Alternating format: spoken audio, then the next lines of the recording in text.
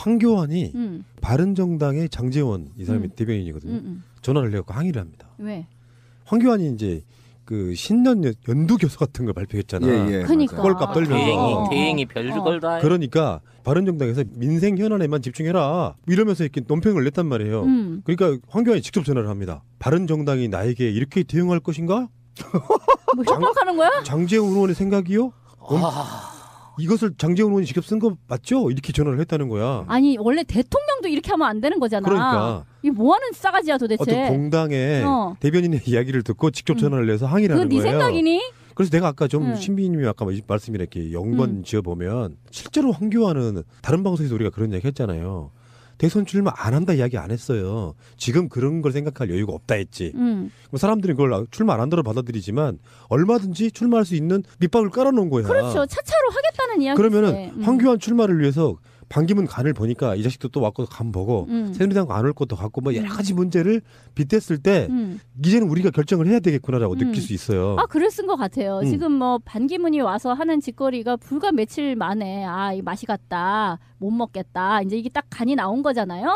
그러면 뭐 어떡하겠어. 자기네들 내부에서 몇 명 우리 뭐 나올 수 있는 사람이 뻔하잖아. 그랬을 때 그나마 제일 괜찮다. 자기네들 생각에서 왁구가 괜찮다고 생각한 게 황교안인 거지. 그러니까 뭐 네가 그 자리에 있을 적에 할 수 있는 걸 다 해.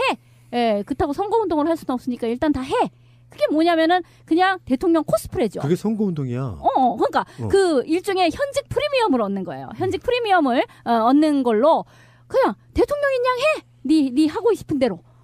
그래가지고 세상에 누가 원래 대통령이 연두 기자회견 이런 거 하는 거죠. 근데 그 대통령도 아닌 사람이 무슨 그렇다고 아무 안고는 없어. 내용이 뭐 대단한 얘기는 없어요. 근데 일단 폼을 한번 잡아보는 거죠. 연두 기자회견 같은 것도 띡 한번 해보고 사람들한테 막 덕담 수준의 이야기를 하고 그런가 하면 거기에다가 싫은 소리를 하니까 바로 전화해가지고 그건 네 생각이야. 심히 기분 나빠. 뭐 이런 식의 그것도 압력질이지. 직접 끝까지 다 봤거든요. 보고 나서 캡처를 다 해놨어요.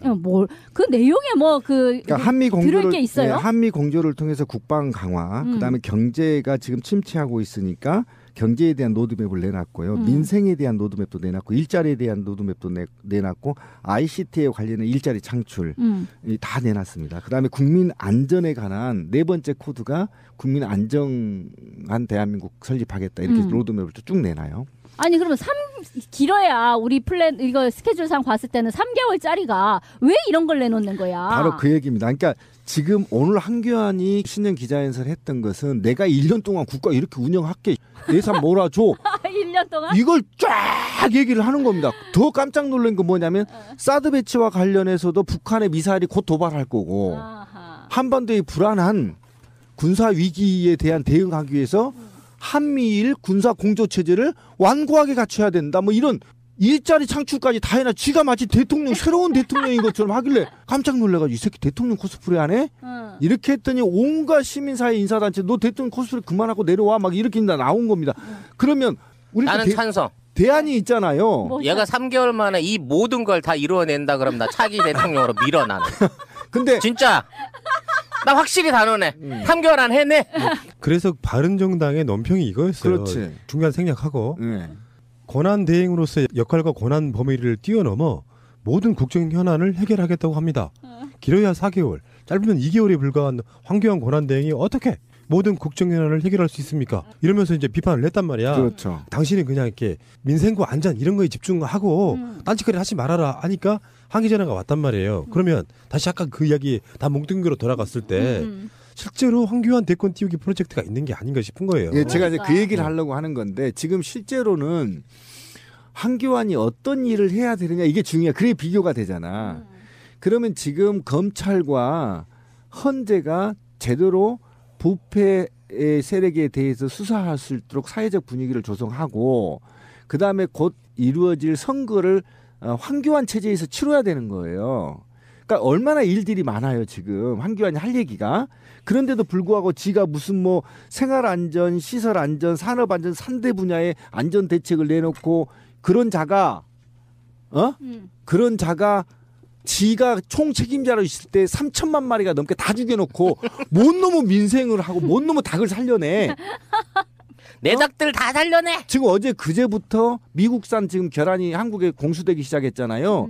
그러면 계란 공수에 대해서 어느 정도가 이렇게 들어오고 이후에 자체 보급을 어떻게 할 것인지 이런 계획들을 내놔야 되는 거라고. 지가 책임에서 3천만 마리 죽였으니까. 그렇잖아요. 그런데 그런 것들은 다 쌩까고 지가 마치 대통령인 것처럼 막 한 3, 4년 걸쳐서 해야 될 플랜을 막 밝히고 일자리 뭐 창출해야 되고 막 이런 개새끼가 있습니까 진짜. 하여튼 실적 보여주길 위해서 저는 집중적으로 예산 투자 그리고 자기가 해놨던 분야에서 뭔가 국정 성과를 내는 것 같은 코스프레를 할 거라고 생각을 해요. 근데 이제 그 황교안 출마설에 대해서 반대하는 사람들은 당선 기준 놓고만 이야기하거든요. 군대도 안 갔다 왔고 저 상태에서 황교안이 출마하면 무슨 이득이 있다고 출마한대 라고 황교안 출마설 자체를 아예 선을 그어요. 근데 이런 측면이 있거든요. 대선 주자를 못 내는 상황과 지더라도 내는 상황은 다르고요. 황교안 입장에서는 박근혜 정권이 끝나면 역사서가 사라져야 돼. 총리로 끝나면. 근데 정당에 대선 후보 같은 걸로 안착을 하잖아요. 그러면 정치인 활동을 할 수가 있는 거잖아요. 그렇죠. 그 다음부터. 네, 그러니까 그런 면에서 TK 자민련이 돼서 나중에 지금도 막 탈당 러시 이루어지고 있지 않습니까? 또 반기문 들어오고 나서. 그래서 뭐 30, 40석 정당이 되더라도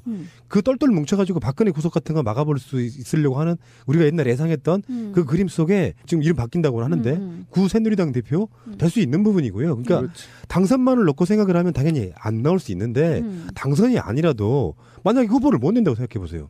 끽 지금 출마 선언하고 있는 게 이인재인데 뭐 이 상황이 만들어지면 결국엔 대선 국면에서는 완전히 와해돼 버리고요. 당장 내년이 지방선거에 있습니다. 그런 측면들을 생각했을 때 차라리 이인재가 나서느니 황교안이 박근혜가 탄핵되자마자 탄핵되면 분명히 보수 쪽은 술렁이는 게 있을 거예요. 그렇죠. 그 사람들이 다 박근혜 탄핵만 찬성하는 게 아니고 보수 쪽 일부는 박근혜 탄핵에 대해서 분개하는 사람이 있을 거란 말이야. 그 민의만 갖고 가면 된다고. 그렇죠. 그러면 바로 우리나라의 어떤 그 보수의 가치를 지키기 위해서 출마를 해야 된다라고 사퇴하고 나가서 바로 출마할 수 있는 거예요. 바로 그거는. 미니 그거예요. 정당이 생길 수 있죠. 네. 예전에 이해창의 그 어떤 선진당 뭐 이런 식의 사이즈로 그러니까 뭐 이렇게 있을 수 있죠. 이렇게 생각하면 돼요. 그러니까 황교안이 지금 박근혜 탄핵 정국의 공범이거든요. 그렇죠. 사실은 공범인데 어쩔 수 없으니까 지금 위임을 한 건데 문제는 황교안이 이후에 대통령 후보도 거론되지 않고 국회의원도 안 될 경우에 야인에서 이런 비난을 받아야 되거든요. 근데 적어도 친박 중심으로 한 4, 50석 정도 뭉쳐 있고 여기에 수장으로 대통령 후보까지 낸다면 정치적 파트너십을 야당과 가질 수가 있잖아요. 그렇지. 그러니까 이후에 사면 문제도 이제 논의가 될 수 있고 빅딜을 할 수 있고 정치적으로 또는 그 관련자들의 규모, 사법적 규모도 협상할 수 있는 그런 리더십을 획득할 수 있는 과정. 꼭 대선을 안 나가더라도 본 레이스까지 끼지 않더라도 그리고 지금 황교안 지지율이 10%만 올라가도요 무게 확 실립니다.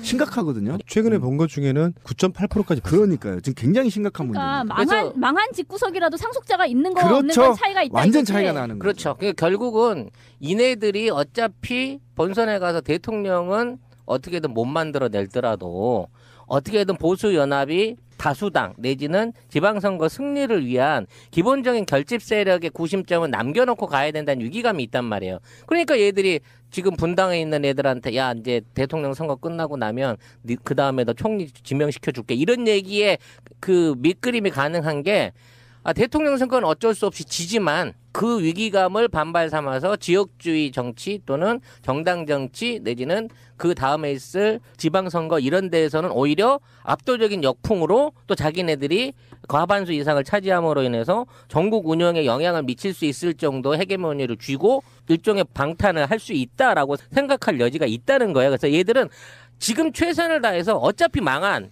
결과로는 망할 선거라고 하지만 조금의 퍼센트, 조금의 지지자라도 더 긁어 모으기 위한 최선의 노력을 다 할 거란 말이야. 조각 예. 디스키 모으기를. 황교안이 장제훈에게 전화를 건 이유가 좀 궁금하거든요. 보통 같으면 안 하잖아요. 굳이 유추를 해보자 그러면 자기 당에서 사실은 황교안은 자기 당도 아니야. 새누리당 출신이 아니니까. 그러니까. 어쨌건 자기 구 여권에서 빠져나간 정당의 대변인에게 자기가 신년 연설을 했던 것에 대한 비판이 나오니까 직접 전화를 걸어서 어떻게 니들이 나한테 이럴 수 있어라고 말하는 게 어쩌면 명분 쌓기라는 생각이 드는 거예요. 새누리당이라고 하는 정당이 갖고 있는 포지션이 애매하잖아요. 새누리당 이름으로 뭔가를 낼 수도 없는 상태까지 온 대역 죄인처럼 돼버렸잖아. 그래서 그걸 아니라고 코스프레해서 나간 게 바른정당이지 않습니까?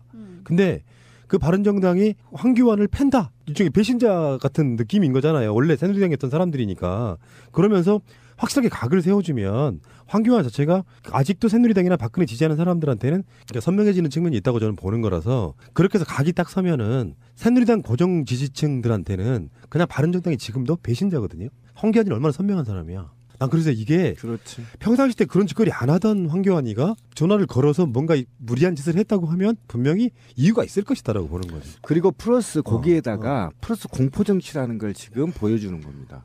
니네 대선 앞두고 나 건드리면 내가 갖고 있는 정보 깔 거야. 저는 이런 협박도 있다고 생각합니다. 왜 그러냐면 지금 우리가 자꾸 국정원이 우리 관심에서 멀어지고 있는데요. 이 모든 악의 축은 국정원이라고 저는 보거든요. 왜 그러냐면 현대사회는 정보예요. 정보가 돈이고 정보가 황금이고 정보가 곧 권력이거든요. 그 정보가 누구한테 집결되느냐. 야권이 왜 그동안에 저렇게 팍팍 부패하게 썩었는데 함부로 덤비지 못했느냐. 304명의 아이들을 죽여놓고도 야권은 왜 전투적으로 싸우지 못했느냐. 저는 이 정보권이 바로 청와대에 있었기 때문이라고 생각하고 그게 바로 우병우한테 있고 김기춘한테 있었기 때문에 못난 놈 칼 맞는다고 그걸 피했다고 저는 보는 겁니다. 그 전화 한 통화가 바른정당이나 다른 야당한테는요 얼마나 공격적인 줄 아십니까? 지금 권한 다 황교안이 갖고 있거든요. 정보 깐다. 굳이 이런 그럴 어퍼도 수 있다고 있죠. 생각하고 네. 봅니다.